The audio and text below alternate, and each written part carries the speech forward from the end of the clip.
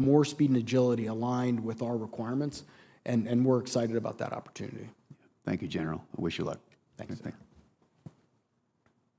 On behalf of the chair, Senator Rosen. Well, thank you, Senator King. Appreciate the hearing. And General Hogg, we had such a lovely conversation. I know everyone is saying that.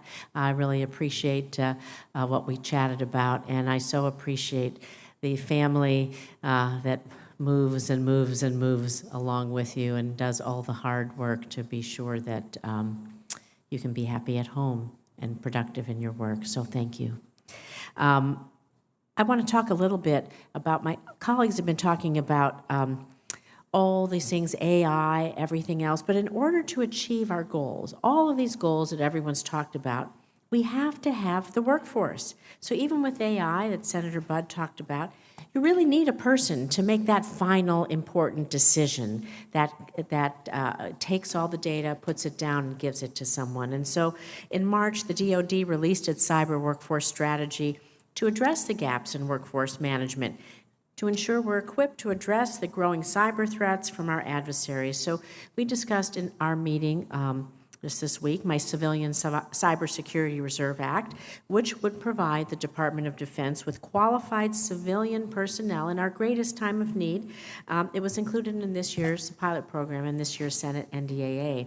So what is your view, as we spoke about the non-traditional reserve models, such as establishing a civilian cybersecurity reserve to support DoD's cyberspace operation, the kind of talent and maybe that it needs and the depth of experience that it needs?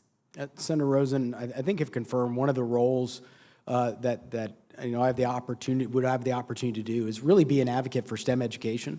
When we think about the National Security Agency and the need that NSA has in terms of a very technical workforce, the work that we can also be advocating for with the services to make sure the services are able to recruit the right talent, and that really starts with being able to tap all the talent in the United States. So if confirmed, I would really look forward to working with the department, work with your team as we think about what's the right type of pilot that would allow us to really think through how we could leverage a broader portion of our population. Thank you. I look forward to working on that with you. And I think as we think about our workforce and our reserve force and that partnership, we have to think about our international cyber partnerships, right? And so the National Cybersecurity Strategy, well, it does rightly identify that strengthening our international partnerships, that capacity is really a pillar of our collective cybersecurity. We don't do it alone. The threats come from everywhere, and we're stronger together when we can share information. So our Hunt Forward operations in Ukraine have demonstrated really the true value of these international partnerships. Are critical to identifying and stopping malicious cyber activity before it threatens our critical infrastructure and our key resources.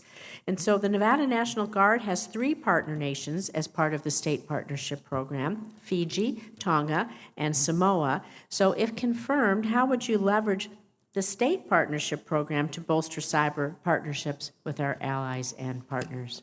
Senator, in one of my first Cyber Command jobs, when we went to operate with one of our partners, we found a state partner program already there. So we know that they're already there. They have long-standing relationships. We want to leverage that. And we also want to make sure that if there are some of the states that are trying to build a cyber partnership, how do we help them do that? Mm-hmm. How do we ensure they have the right threat information? How do they have the right interstates? We want to leverage the state partnership program. It's been a huge effort for us.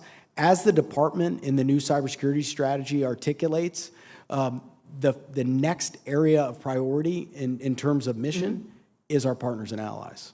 And so that's clearly an area that, if confirmed, will be a priority for me. Well, fantastic. And I want to build a little bit on what Senator Budd was talking about.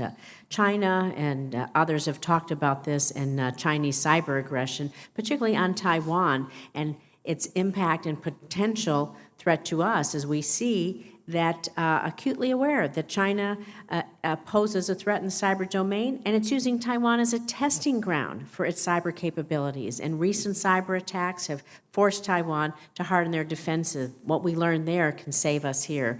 So China's closely monitoring the outcome of Russia's invasion on Ukraine to apply the lessons possibly learned to a potential invasion of Taiwan.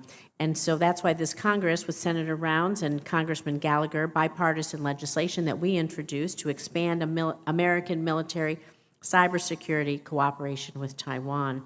And so this legislation has been included in both the House and Senate versions of the NDAA for fiscal year 2024. So if confirmed, how would you work to expand military-to-military cybersecurity cooperation with Taiwan to strengthen their deterrent capabilities and raise the cost of escalation for China? Senator, U.S. Cyber Command currently has a partnership with Taiwan. We'll work with Indo-PACOM and ensure that that remains strong. Thank you so much. Thank you, Mr. Chair. On behalf of the chairman, Senator Rounds.